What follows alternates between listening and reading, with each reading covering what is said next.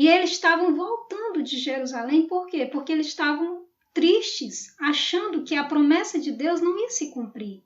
Mas Deus, irmãos, ele vela em cumprir a palavra dele. Se ele diz uma coisa, ele vai cumprir.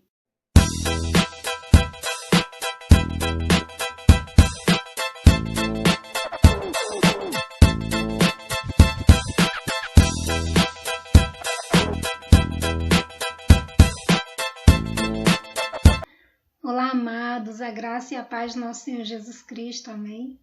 Trazendo aqui mais uma palavra que o Senhor falou no meu coração para a gente compartilhar no dia de hoje.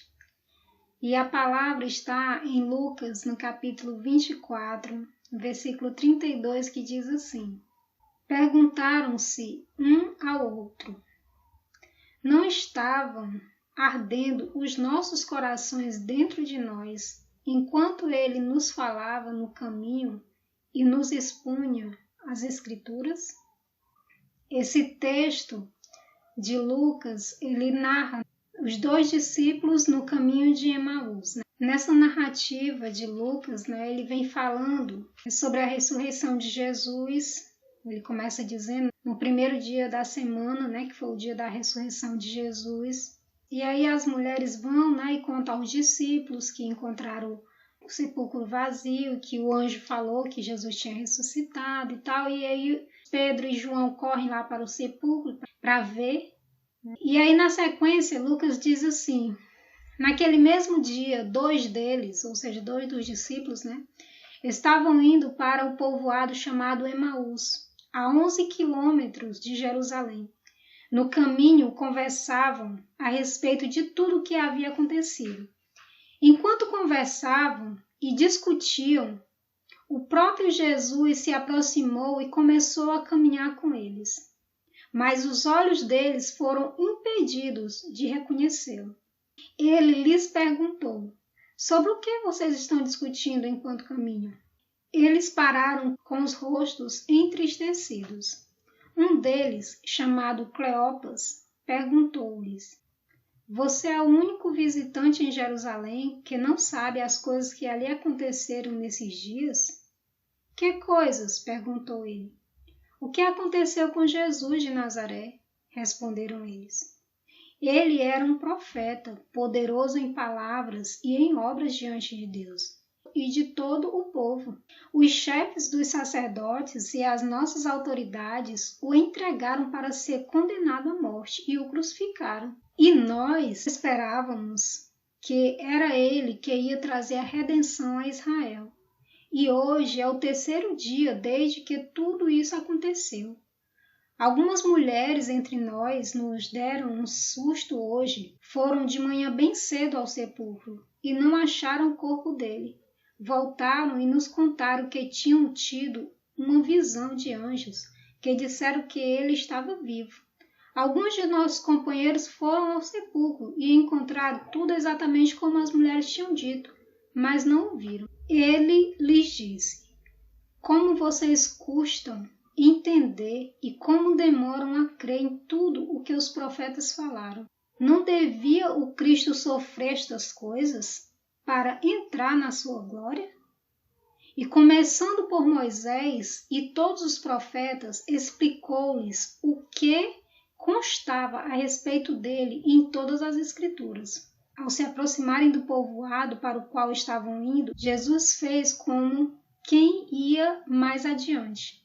Mas eles insistiram muito com ele: Fique conosco, pois a noite já vem, o dia já está quase findando. Então ele entrou para ficar com eles. Quando estava à mesa com eles, tomou o pão, deu graças, partiu e o deu a eles.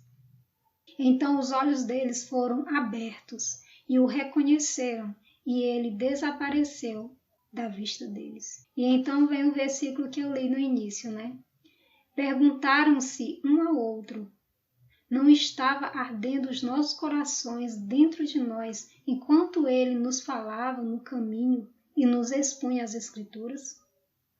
Gente, eu fico assim, eu sempre digo isso, Eu fico maravilhada quando eu leio a palavra do Senhor, porque eu vejo cada coisa linda. Primeiro eu vejo uma coisa: nós temos olhos espirituais. É imprescindível que a gente sempre peça a Deus que Ele abra os nossos olhos espirituais, para a gente compreender as coisas espirituais. Porque o apóstolo Paulo diz que as coisas espirituais só se discernem espiritualmente. A pessoa em si, só mesmo com o seu raciocínio natural, ele não compreende as coisas espirituais. É necessário que a visão espiritual dele, o homem interior, veja e ouça, para que ele possa compreender com o coração. Então, sempre ore quando você for ler as Escrituras, ou quando você for ouvir uma pregação, ore para que Deus abra os seus olhos espirituais e os seus ouvidos espirituais, para que você possa compreender a palavra de Deus através do Espírito Santo. Amém? Então, a palavra de Deus diz que ali os olhos deles, a princípio, foram impedidos de ver que era Jesus que estava com eles. Porque Jesus ele queria tratar com eles, porque Jesus disse para todos os discípulos são aqueles seguidores, irmãos? Aqui ele não está falando simplesmente dos 12 apóstolos, mas discípulos são os que realmente decidiram seguir Jesus. E aí o que é que acontece? Eles estavam voltando de Jerusalém, mas Jesus disse o quê? Fiquem em Jerusalém, até que do alto vocês sejam revestidos pelo Espírito Santo. Então isso foi um mandamento de Jesus para os discípulos dele.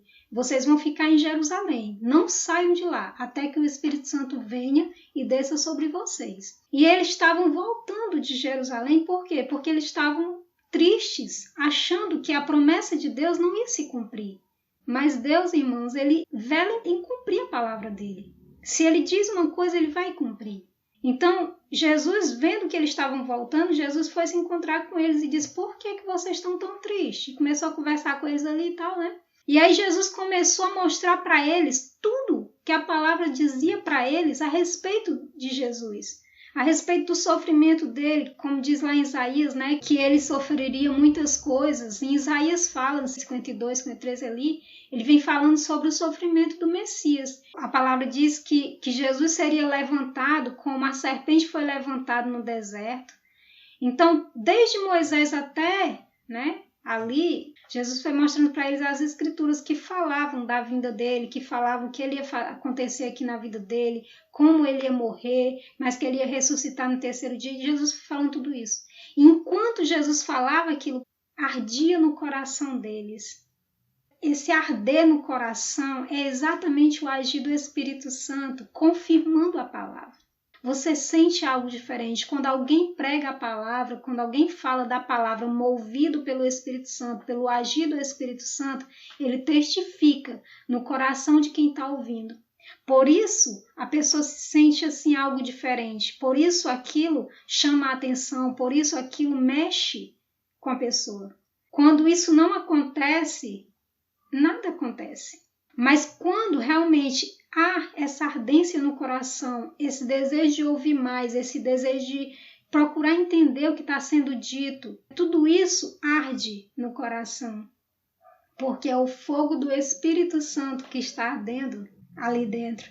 É interessante, irmãos, quando a gente lê o Antigo Testamento e lê o Novo Testamento, a gente compreende as coisas espirituais pelas coisas naturais. No Antigo Testamento, tudo era natural. O tabernáculo, o fogo que era aceso ali tinha que ser mantido aceso no tabernáculo.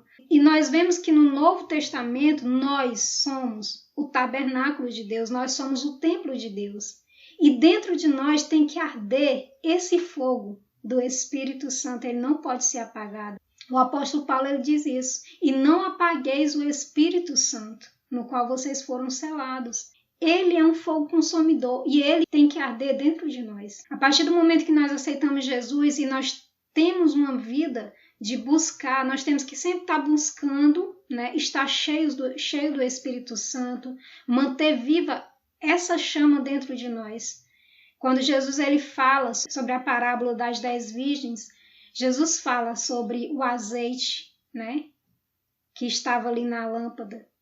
E as lâmpadas que estavam acesas e também as lâmpadas que estavam apagando. Por quê? Porque a chama do Espírito Santo já não estava tendo ação sobre a vida dessas pessoas. E nós temos que ter uma responsabilidade muito grande a respeito disso, irmãos. Somos nós quem nos enchemos do Espírito Santo. Não é Ele que vai simplesmente nos encher um dia e nós vamos estar cheios toda a vida, não. Nós nos enchemos. O apóstolo Paulo ele diz assim: enchei-vos do Espírito e não do vinho. E aí ele vai dizendo como nós devemos nos encher, falando entre vós em salmos, ouvindo louvores, né? Por quê? Porque há um mover do Espírito quando nós ouvimos louvores.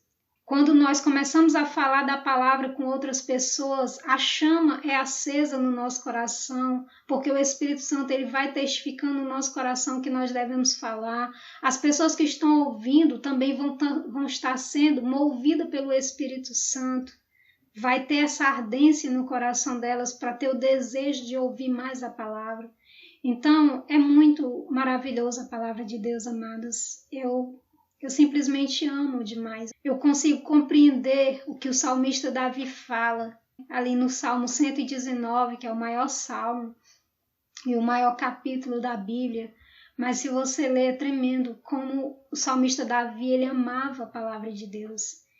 E ele vem detalhando ali naquele capítulo como a palavra de Deus ela é poderosa, ela nos sara, ela nos liberta, ela nos transforma, ela nos ilumina o entendimento.